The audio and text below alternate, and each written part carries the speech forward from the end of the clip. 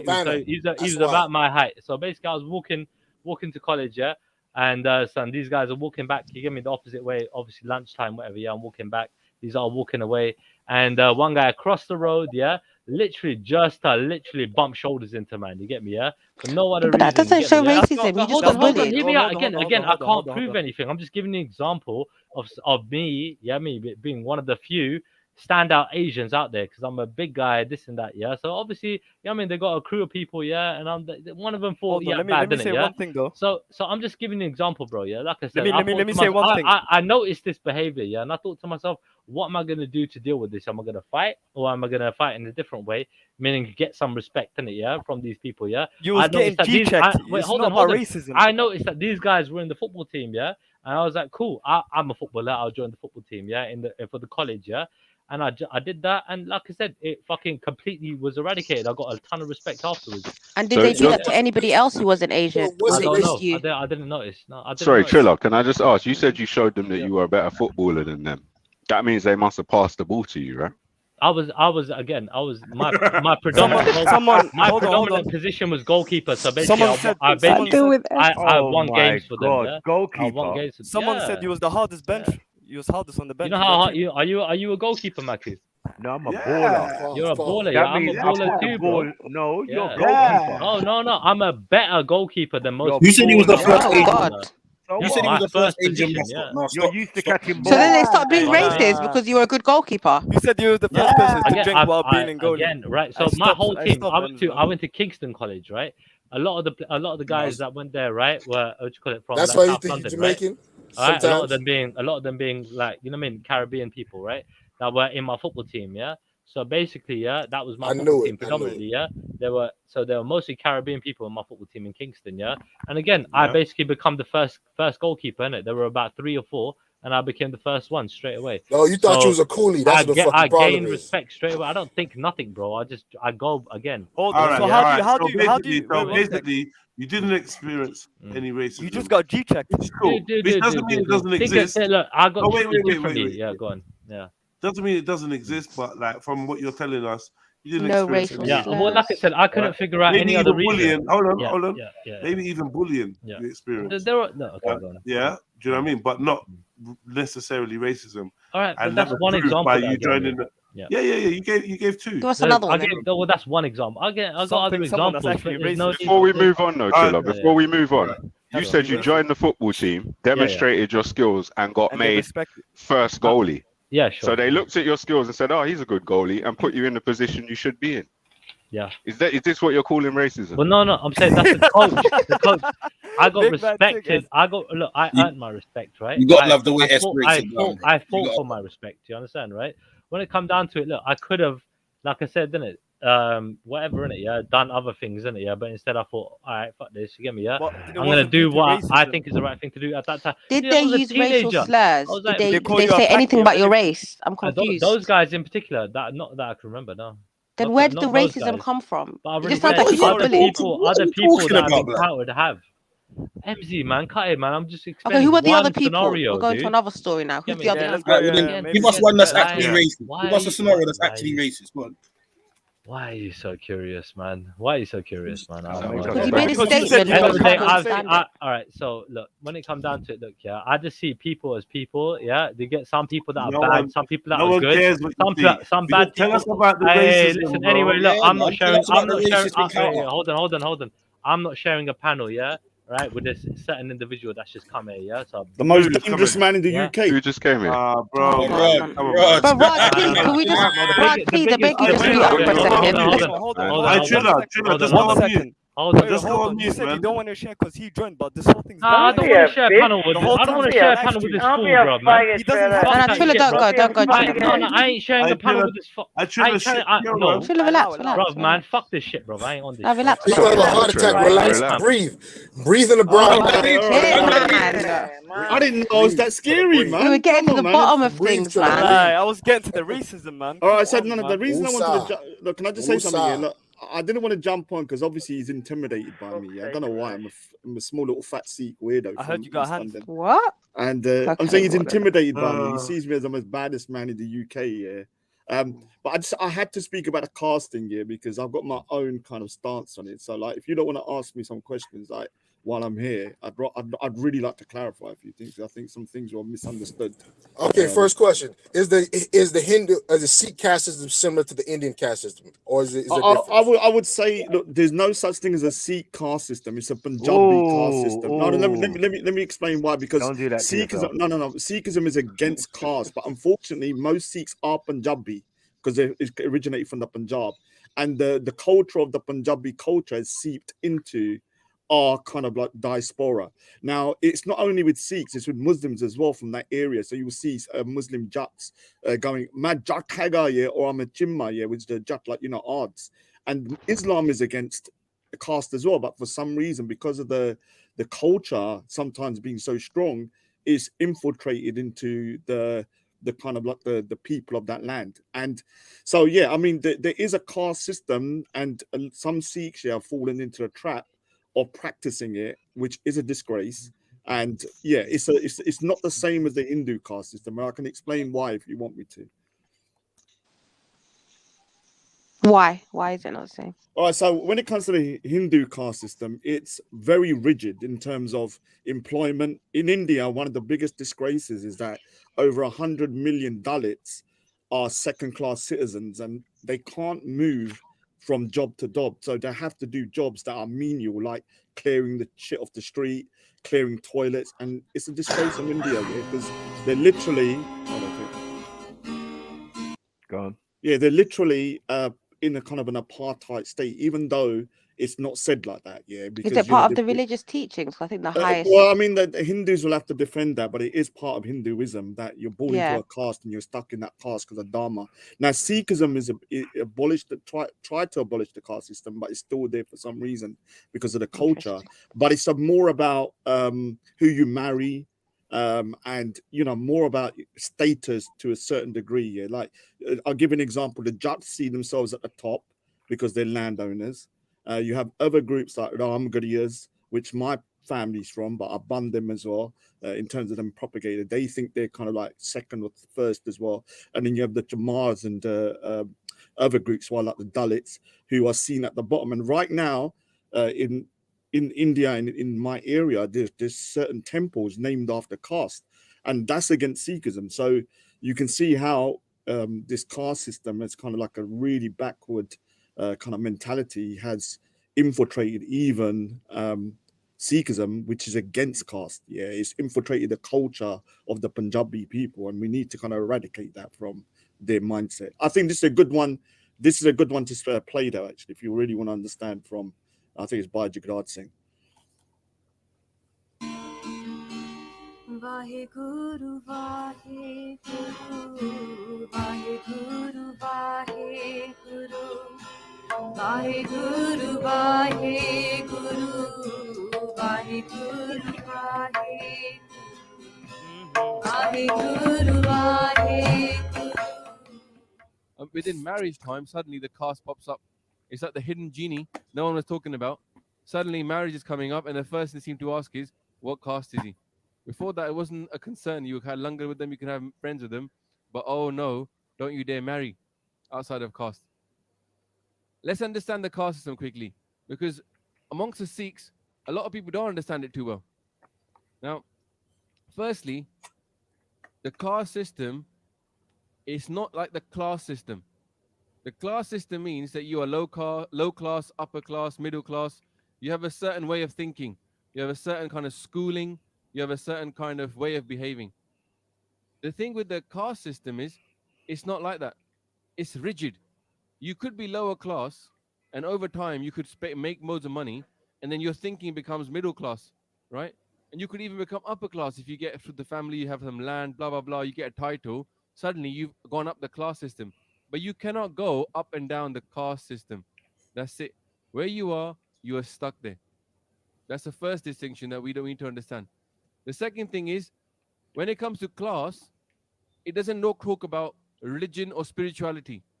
We know that somebody could be poor, but we don't think sometimes that there's a difference between their access to God. But the caste system is not like that. The Hindu caste system used to have five main areas. The first four were in the caste system. You had the Brahmins, the religious people, and you had the the Kshatris or Khatris who were the warriors. Then you had the traders, and then you had the people that were doing the menial jobs. But there was also those people that were outside of those four. They were the untouchables, achut. You couldn't even touch them. Even the lowest people in the caste system wouldn't even touch those people that were outside the caste system, right? The first top two castes would get mukti. That was the idea. They were called twice born. Yeah, those even the top two, that's what they were wear the janu. Even though Guru Nanak Dev Ji was not was part of the second caste, Khatri, that's why they were told to wear the janu. They were not a Brahmin, but they were still given the janu to wear because those people were guaranteed mukti. And everybody else on the lower two, they had to basically be a good person and get reborn as the top two. So if they were lucky and they did all the work they had to do, trading, they couldn't do any part. They weren't allowed to fight. They had to be like disarmed and not spiritual. But if they were good, they would get reborn as a top two. Sounds like an amazing system for the top two, isn't it? Yeah, it's like a great way of controlling society, because that's what it was. It was a control mechanism. Yeah, and society is very stable when you've got the caste system playing around. People don't go up and down, because guess what? If you're a lower caste person and you rebel, what will happen to you? You will not get reborn as a Brahmin or a Khatri. You will not get mukti. So there's a fear aspect of breaking away from the caste system as well. Now, amongst the Sikhs, what's funny is, although we've got this caste system, it's not really linked to spirituality. Yeah? No one thinks that because I'm a certain caste, that I'm going to get mukti and the other person isn't. So this is different from the Hindu system. Now, let's talk about why we've got this system then.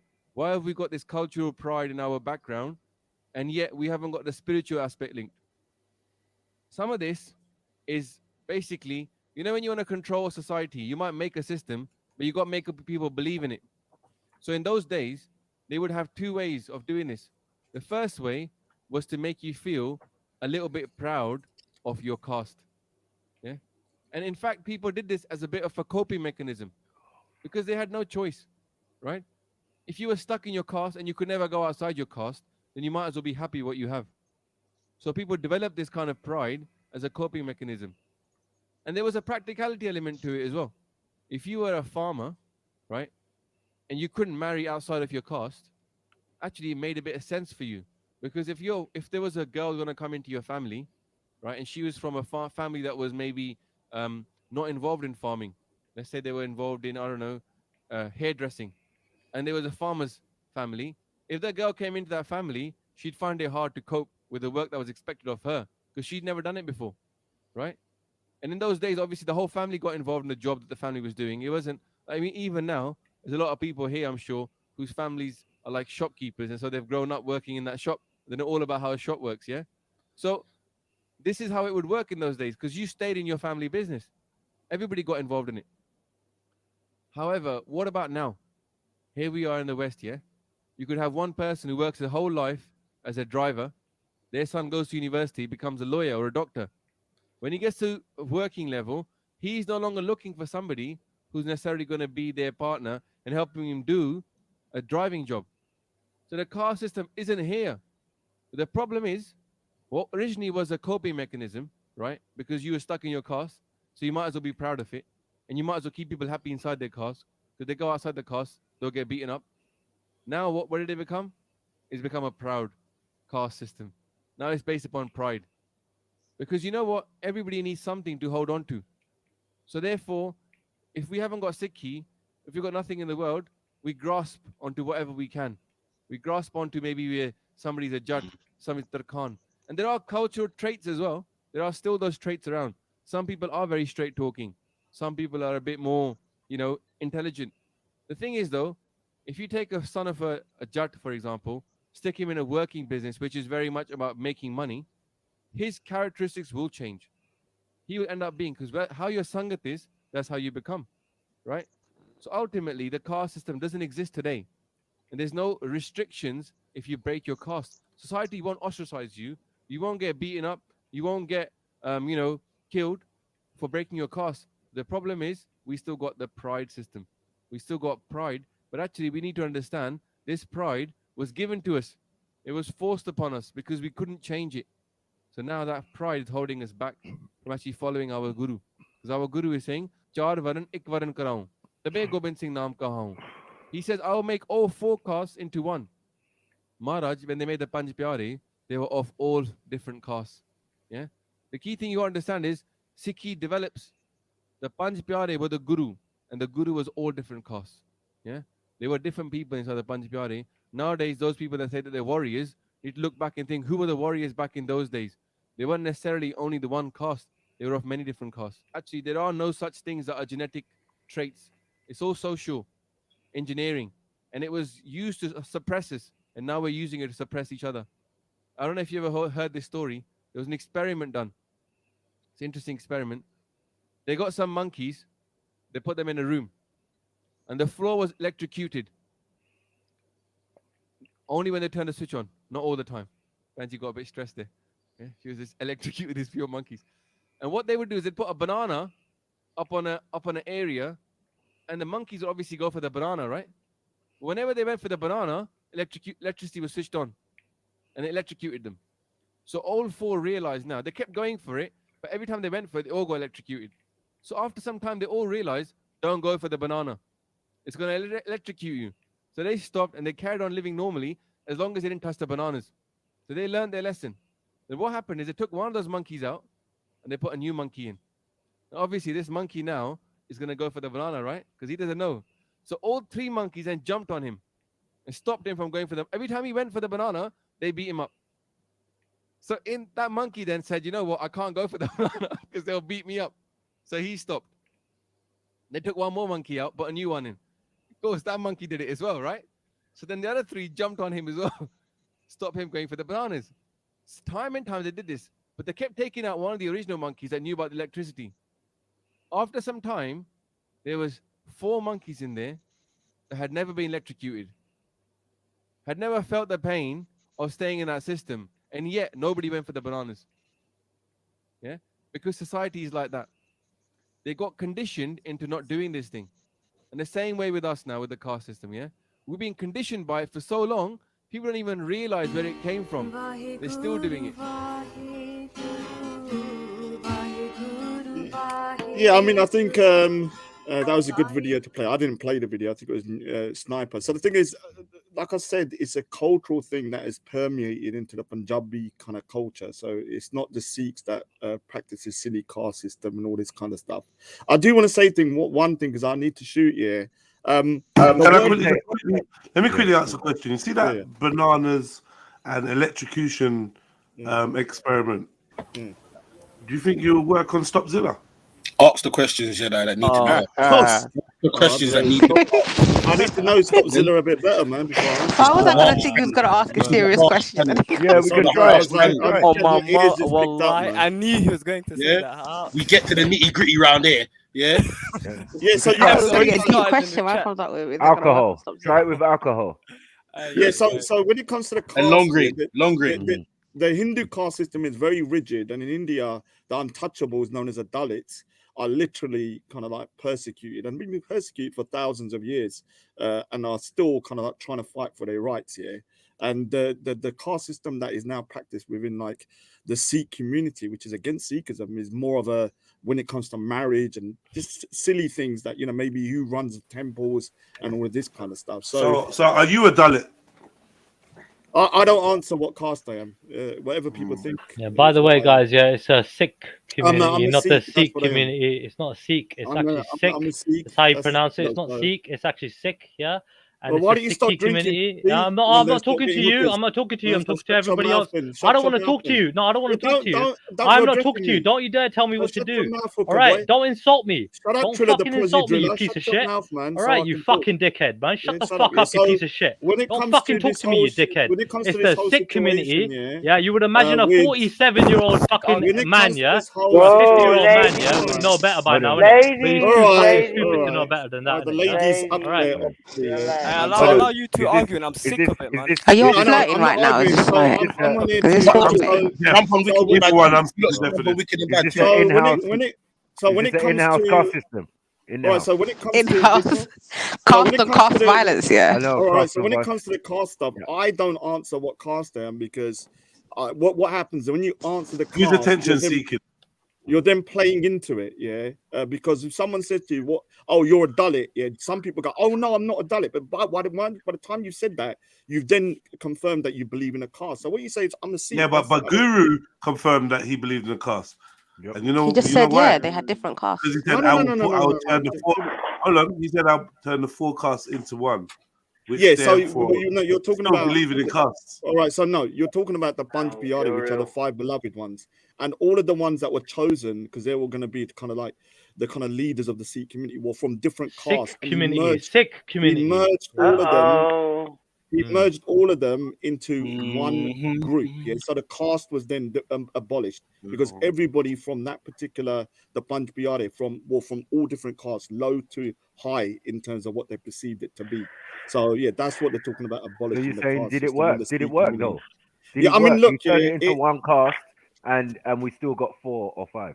What? yeah, I mean, look, like I said, you need to understand culture is so strong because it's been there for thousands of years that sometimes it can override people's logic and even go against their own religious beliefs. So even though, with the casting that we know is against Sikhi, yeah, some people still practice it, yeah, and won't let their kids get married to somebody from a perceived lower caste because they think they're a high caste. And I've seen it. It's disgraceful behavior.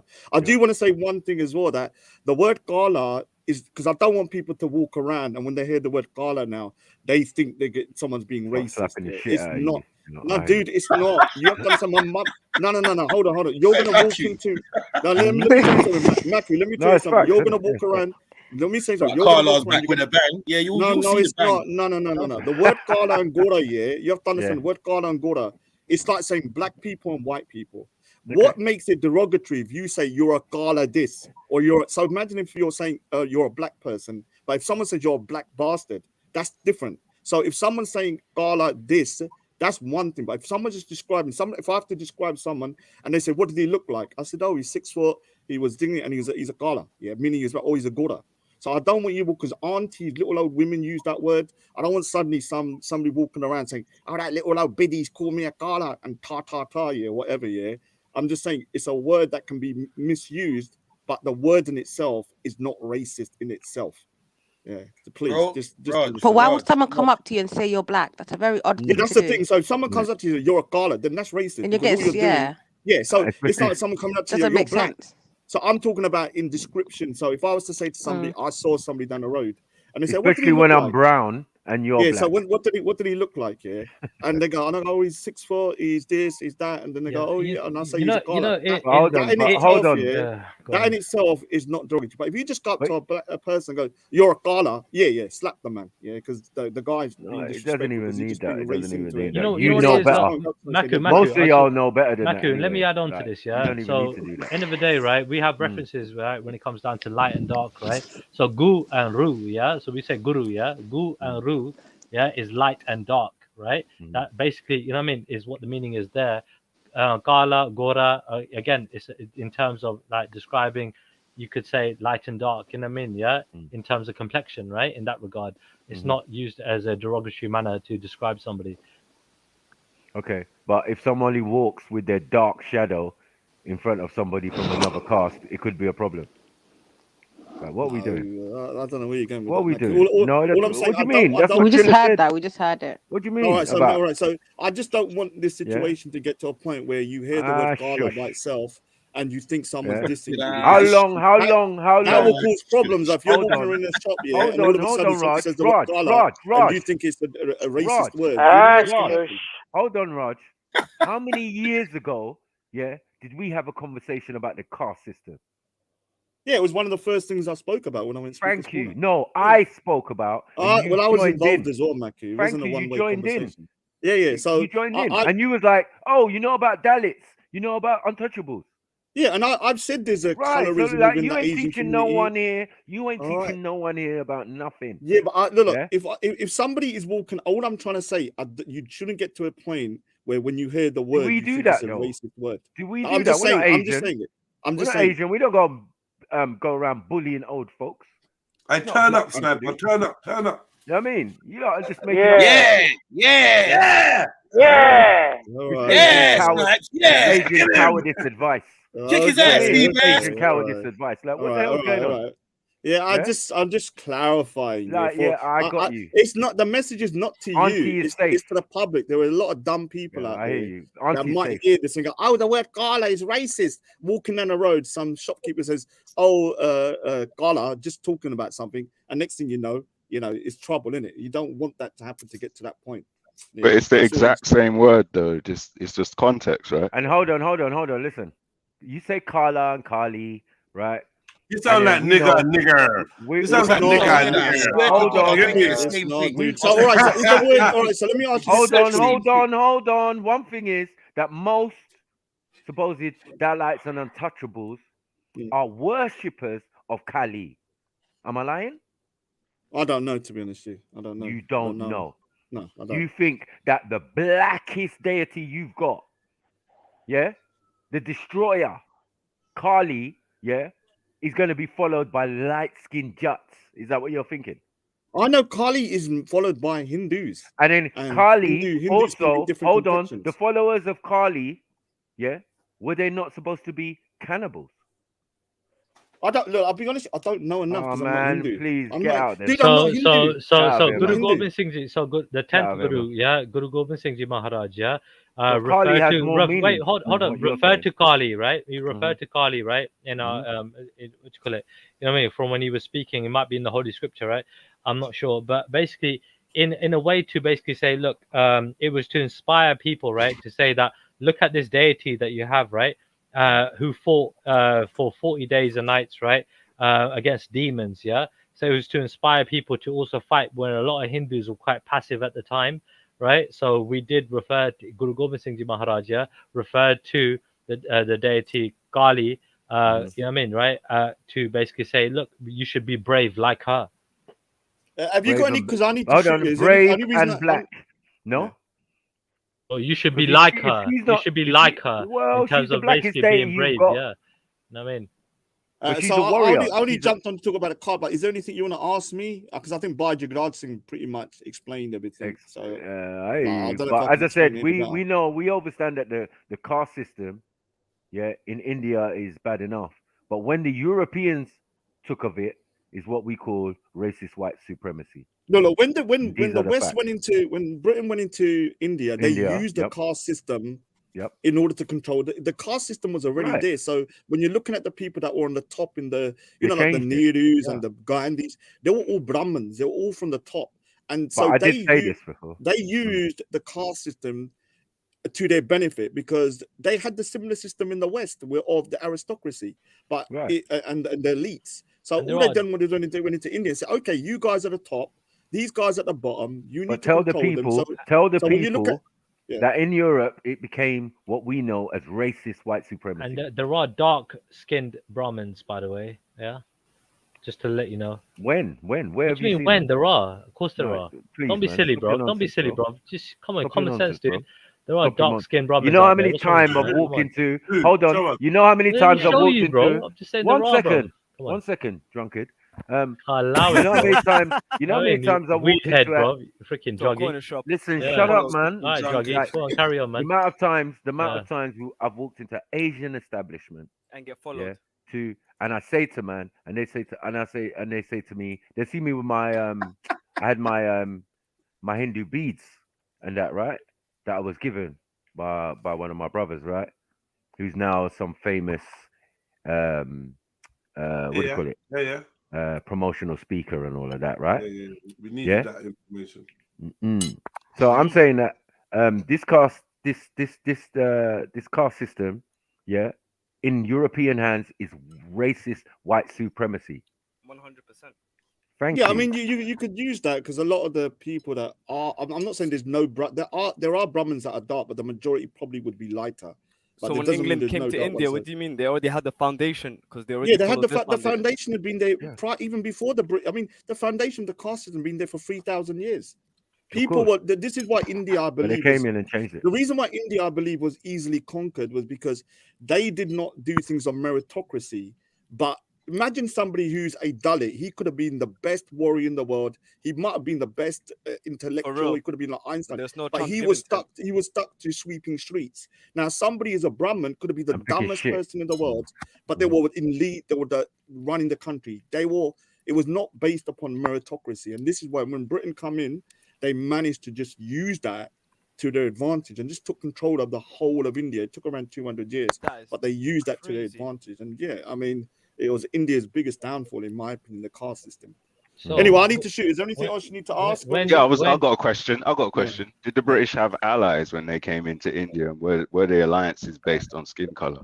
All right, so you have to remember, India is like Africa in the sense that you look at Africa as one place, but India is not one place. Now it is. I get that. There was thousands I'm of just asking. principalities. Right, so let me Where explain. the- So let me explain the thing. It was not about skin color. People had been fighting each other in different kingdoms for thousands of years. So they were enemies of each other. So if Britain come to one kingdom and said, okay, if you side with us, we'll give you the spoils of war. Yeah, they did it because at the end of the day, they were at war with these people who looked like them for like a devil's hundreds of agreement. years.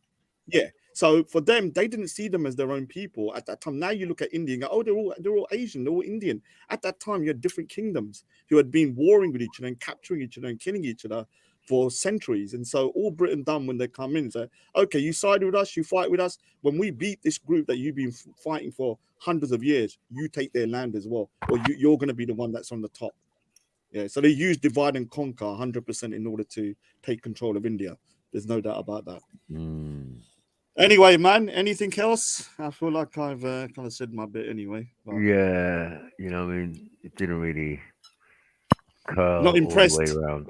No, not really. Like, you know what I mean? It's something Oh, that we go on, already Matthew. Give me knew. a grilling then, man. Go on, go. What do you want to know? No, it's not even that, man. It's Triller that we was dealing with, car.